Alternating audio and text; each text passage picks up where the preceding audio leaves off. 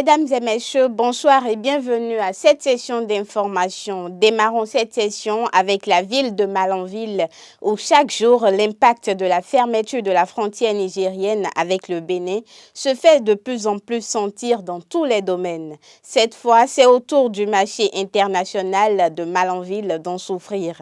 Étant un carrefour commercial transfrontalier, le dit marché qui s'anime chaque vendredi et qui regroupe les commerçants venus de divers horizons tels que le Niger, le Togo, le Mali, le Burkina Faso et le Tchad, se retrouvent déserts. Les activités économiques, les échanges du fait de la fermeture de cette frontière sont au ralenti, créant ainsi des dégâts financiers pour les opérateurs économiques et les commerçants de ce marché international.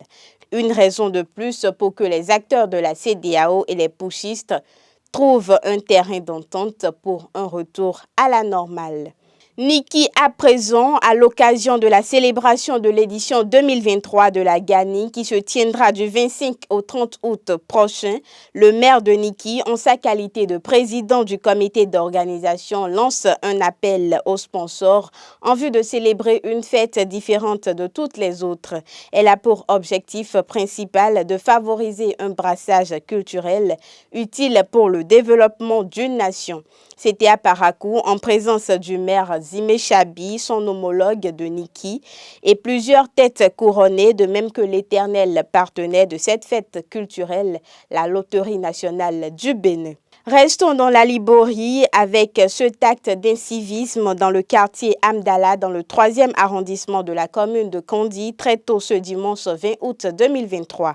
En effet, un propriétaire d'une concession a fait vider son WC dans un trou à ciel ouvert creusé sur la voie publique pour recevoir les boues nauséabondes de cette toilette. Usagers, riverains et habitants du quartier choqués par ce comportement ont fait appel aux autorités compétentes qui se sont saisies du dossier. L'auteur aurait déjà été interpellé pour répondre de son forfait car ce acte n'honore pas la ville vitrine du département de la Liborie. Parlons éducation dans cette session d'information. 265 apprenants des écoles de formation médico-sociale EFMS de Parakou et de l'école de formation des auxiliaires de santé EFAS de Djougou ont reçu leur diplôme de fin de formation ce samedi 19 août 2023. Cette cérémonie de remise de diplôme a connu la présence de plusieurs autorités politico-administratives, dont le ministre des Enseignements secondaires, techniques et de la formation professionnelle.